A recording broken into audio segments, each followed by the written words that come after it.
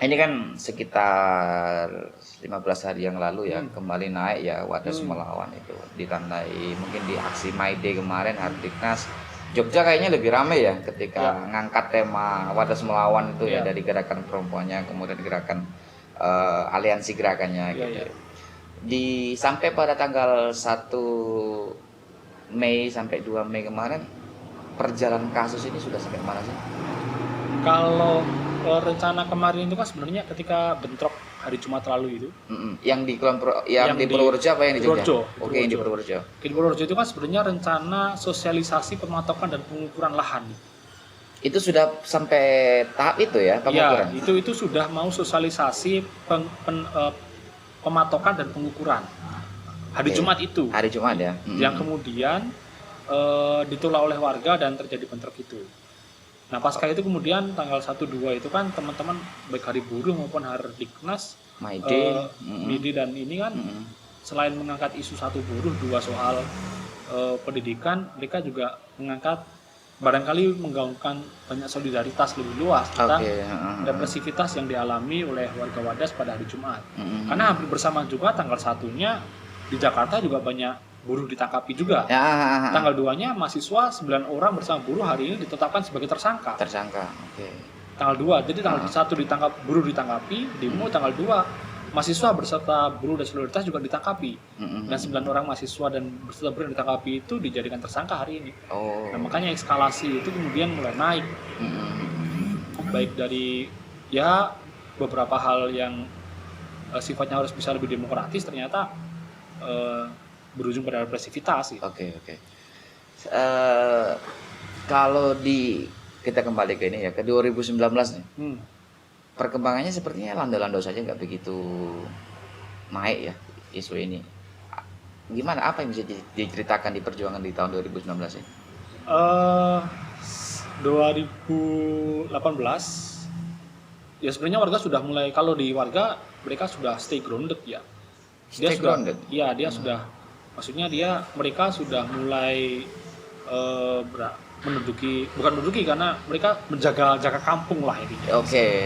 Mulai jaga kampung, setiap para pengembang yang datang itu kemudian tidak diperbolehkan masuk dan sebagainya. Jadi sebenarnya aksi-aksi yang dilakukan warga itu sudah dilakukan sudah lama. Cuman baru kemudian benar-benar naik itu kan baru kemarin ketika kemudian terjadi represivitas dan sebagainya. Perjuangannya itu sebenarnya udah lama kan, tapi mungkin karena Wadas itu kan secara geografis dia ada di perbukitan tuh. Jadi jalan masuk di sana itu juga cuman ada satu jalan yang kemarin dibuat bentrok itu. Ya ada jalan lain, jalan tapak gitu, tapi itu kan jalan utamanya cuma satu dan mungkin akan semakin sering terdengar kan. Jangankan itu, isu-isu kita di Jogja di tengah perkotaan yang di pinggiran kali aja kita nggak bisa dengar kadang kan gitu. Iya. Apalagi yang ada di sana di dalam sana. Gitu. Kalau nggak benar-benar diangkat media itu memang nggak bisa kemudian jadi isu-isu nasional ya. Sejak awal Bupati Purworejo yang bisa dipahami itu sikapnya lebih pro atau lebih kontra terhadap proyek ini? Kalau Bupati itu kan perpanjangan tangan dari pemerintah ya. Tentu ya perlu dong tentang hal itu. Karena dia juga lembaga struktural, gimana caranya agar proyek ini berjalan. Dan Jawa Tengah, gubernur misalkan dia kan juga sudah memerintahkan agar segera dilaksanakan karena proyek ini terhitung. Gubernur Jateng juga udah merekomendasikan untuk segera ya? Segera. Karena proyek ini terhitung lambat. Jadi 2018 itu 7 Juni 2018 itu gubernur menetapkan SK penetapan lokasi, izin penetapan lokasinya. Penetapan lokasi. IPL ya. Izin lokasi adanya untuk dilakukan penambangan di Wadas. Cuman sampai habis izin IPL itu kan belum terlaksana. Dan ini perpanjangan dan ini sebentar lagi juga akan habis lagi. Makanya ini kenapa kemarin diburu-buru meskipun bulan puasa hari Jumat tetap hanya segala sosialisasi saja. Tetap harus mengerahkan aparat sebanyak itu kan. Berapa ribu atau berapa ratus aparat yang turun? Enggak, kita nggak bisa memperkirakan. Tapi banyak ya? Banyak. Lebih banyak masa aksinya atau lebih banyak aparatnya? Ya mungkin hampir berimbang ya. Kalau kita di Jogja kan biasanya 30% dari masa aksi itu aparat ya. Oke. Tapi biasanya ya kalau di tingkat kabupaten itu kan ketika ada aksi-aksi masyarakat, bupatinya goyang banget tuh biasanya. Artinya tingkat kebingungannya lebih serius ya. Kalau di Purworejo sendiri lebih landau atau Eh, biasa aja sih? ini hari kemarin ini Bupati mendatangi Desa Wadas. Bupati mendatangi Desa Wadas, Ya, oke. itu karena problem kemarin yang satu sudah didesak oleh atasannya gitu, Hmm. karena harus segera dilaksanakan. Kedua, warga juga tetap kekeh menolak. Apalagi kemarin terjadi operasivitas dan kemudian eskalasinya naik. Terakhir berita Tempo tertinggi pembacaan, dua tertinggi pembaca besar itu adalah Wadas, berita Wadas. Berita 1, berita 2 itu adalah berita soal Wadas itu. Artinya eskalasi ini sudah sampai pada eskalasi nasional. Berita ini udah bicara nasional, barangkali Oke, harus ya. mulai banyak disorot banyak orang gitu, maka Iya. baru turun. Kalau dulu sebelum ini bahkan nggak ada respon, bupati nggak ada respon, gubernur disurati warga juga nggak ada respon. Jadi sebenarnya kalau ngomongin kenapa warga ngeyel, nggak ngeyel, kenapa pemerintah nggak melakukan sosialisasi sudah dilakukan sejak dulu dan sikap warga udah jelas menolak, videonya ada gitu. Iya. Jadi kemarin itu bukan penolakan warga pertama, upaya warga itu Itu melakukan udah penolakan kesekian dialog. kalinya Iya, ya. Oke. buka dialog itu udah lama, warga udah 2 kali mendatangi Kapolres Purworejo, Udah 2 kali. 2 kali Di tahun ini atau tahun ini. tahun ini? Oke. Warga juga sudah 2 kali mendatangi BBWSO Serayu Opak sebagai pemrakarsa gitu. Itulah kenapa kemudian pertanyaannya, aksi di sini lebih ramai daripada tempat lain karena pemrakarsanya BBWSO sini.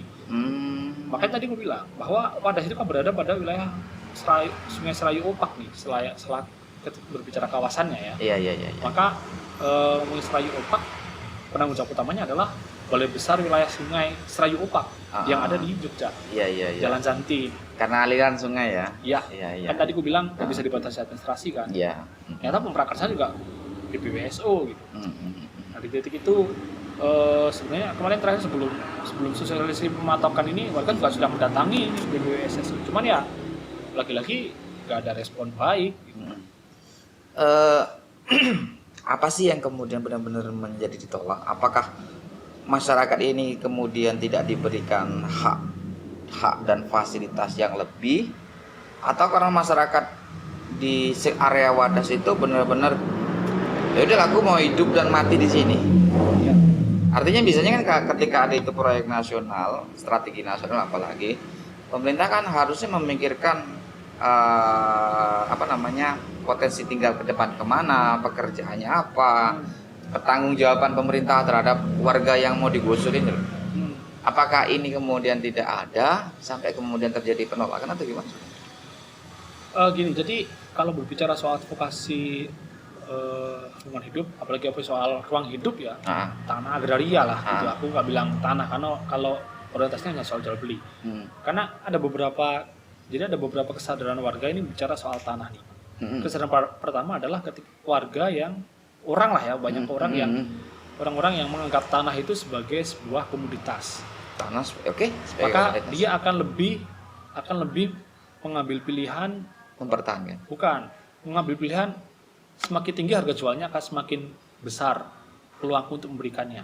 Jadi kalau memandang tanah sebagai komoditas, objek komersial lah, liberal itu. Iya, artinya dengan kalkulasi ya. Ya. Bahwa tanah itu kan memang setiap hari naik harga. Ya, gitu. itu Apa kalau- karena pertimbangan itu? Salah satunya. Enggak juga. Itu kalau kesadaran pertama kalau dia bicara soal memandang tanah sebagai sebuah komoditas. Oke.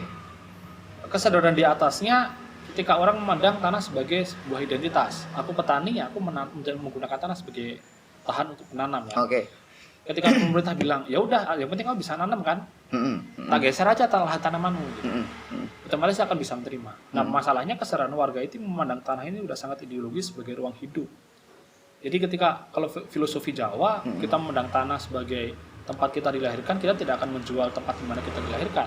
Sama halnya ketika kita dilahirkan ibu kita nggak mungkin dong mengganti ibu kita dengan ibu lain kan, nggak mungkin juga. Iya. Nah itu sudah sangat seideologis itu, maka sudah maknai tanah itu sebagai ruang hidup. Mereka tumbuh dan kukuh di sana. Kebanyakan kasus soal pembangunan dan perampasan ruang hidup, penyingkiran gitu, pemerintah mungkin bisa memindahkan tempat tinggal warga. Oke. Tapi pemerintah tidak bisa menggantikan ruang hidup warga. ruang hidup. Ruang hidup itu kan juga dia berbicara soal akar budaya. Oh ya, jadi dan sebagainya. ya masyarakat dalam Ya. arti keutuhannya ya. Oke. Dan mungkin kan masyarakat Baduy dipindah ke Jawa Tengah. Ya. Jadi ya karena faktor ideologis ya, Ya. lebih tepatnya ya karena faktor ideologis. Tapi sejauh sebenarnya dari pemerintah daerah atau pemerintah nasional sebenarnya memang udah ngedukasi, udah punya solusi-solusi ini yang ditawarkan, udah ditawarin gitu ya. Bukan solusi ya, itu sebagai kompensasi ya. Bahkan pemerintah sekarang udah nggak memakai istilah ganti rugi karena nggak dibilang karena rugi, tapi sekarang istilahnya kan ganti untung nih. Ganti untung. Iya ya, sama lah kayak Sifatnya itu lebih menghitung akumulasi atau nggak, itu bahasa eufemisme aja dalam jurnalistik kan, memperhalus bahasa aja. Nah, kalau yang ditawarkan pemerintah tentu ya pembebasan lahan aja gitu. Jadi setelah itu warga kemana nggak terlalu dihiraukan. Toh di samping di luar itu warga memang berapapun harganya tidak akan dijual. Tidak akan dilepaskan oleh warga. Walaupun Berapapun ketika harganya. nanti bendungan bener ini beroperasi aktif, itu sangat menambah dampak ekonominya di sekitar, itu pun tidak bisa dikalkulasi ya Nggak bisa. sebagai sebuah dampak positif. Kita bicara soal pertumbuhan ekonomi itu kan adalah kita sebagai kelas menengah, Oke. sebagai mereka yang punya akses atas sumber daya agraria. Dia tidak bicara soal perkembangan ekonomi. Maka kalau pendekatan secara antropologis, perkembangan ekonomi itu bukan soal kalkulasi berapa angka yang akan dihasilkan, tapi kemudian adalah seberapa sejahtera dia. Percuma punya uang banyak tapi uang itu tidak bisa dipakai misalkan, kan percuma aja tuh. Nah, warga sudah merasa bahwa tinggal di situ tuh udah sangat sejahtera. Kelompok rentan misalkan, orang tua lanjut usia misalkan, di situ bertani sebagaimana mestinya, dia udah bisa hidup itu. Nah, kalau kemudian mereka dipindahkan satu tempat, kemudian tempat itu menjadi mobilitas perekonomiannya sangat tinggi, menjadi masyarakat urban. Lihat aja kelompok rentan siapa yang bertanggung jawab? Nggak ada bertanggung jawab. Oke. Sedikit tanggung jawab negara atas kelompok rentan lanjut usia itu sangat minim, sangat kecil. Kalau menurut Bung Vicky, perjuangan ini mungkin final apa enggak sih? Karena artinya ini kan sudah menjadi proyek strategi nasional ya. Ketetapannya kan dari atas ke bawah ya. Dan bila sekelas Ganjar, Gubernur Ganjar yang relatif sangat dekat dengan masyarakat dan menghadirkan diri sebagai anak gubernur yang pro gitu aja, tidak bisa kemudian mengkompromikan atau istilahnya mungkin membawa aspirasi ini ke atas. Bahkan bupati tidak lebih hanya sekedar kepanjangan tangan dari pemerintah wilayah dan pusat.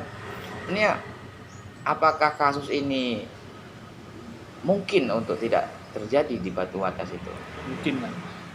Makanya itu warga kan sampai sekarang ini masih berjuang ya, termasuk ibu-ibu itu. Bahkan setelah represivitas kemarin, ibu-ibu kan nampaknya juga masih semangat untuk tetap berjuang kan. Kalau warga tidak memperjuangkan haknya sendiri, pasti kalah. Tapi kalau warga itu berjuang, ada kemungkinan menang, ada kemungkinan juga kalah. Oke. Kan itu. Jadi kalau daripada tidak membuka kemungkinan menang, maka pilihannya berjuang. Dengan hasil apapun. Okay. Ya targetnya tetap harus menang dong. Ya targetnya harus menang. Iya. Kalau menurut sahabat Vicky ini, mekanisme atau langkah-langkah lanjutan atau skema ya untuk berhadapan dengan proyek strategi nasional ini gimana? Maksudnya gimana? Mengadvokasi sampai ke atas itu kan, sampai ke jalur hukumnya itu kalau di kasus ini lebih kemana sih? Kalau pengadilan? Ya bisa di pengadilan, gugatan kan nanti. Ya jatuhnya kan gugatan ya. Tapi terdekat yang bisa dilakukan ya cabut IPL kalau untuk menang. Ini kan udah ngapus nih, dia harus cabutin IPL. Kalau tuntutan warga hari ini mencabut IPL Wadas. IPL ya? Ya. Izin penetapan lokasi. Izin penetapan lokasi penambangan yang ada di Wadas. Oke. Berarti salah satunya dengan bagaimana supaya IPL ini nggak bisa dilanjut ya? Iya. Ini kan udah mau habis nih, cabut IPL. IPL itu jangka waktunya berapa lama sih? 1 tahun. Jadi per 1 tahun gitu ya? Iya. Oke, jadi 1 tahun kalau misalkan nggak bisa, perpanjang lagi, perpanjang lagi, iya. perpanjang lagi. Sebab kalau ini belum bisa, artinya tanah Wadas ini belum bisa diotak-atik gitu ya? Belum bisa. Berarti sampai hari ini belum ada penambangan di sini ya? Belum ada. Belum ada penambangan. Oke. Kemarin kan baru mau pematokan. Baru pematokan tadi Iya. ya. Itu pun sedikit memaksa ya. Memaksa.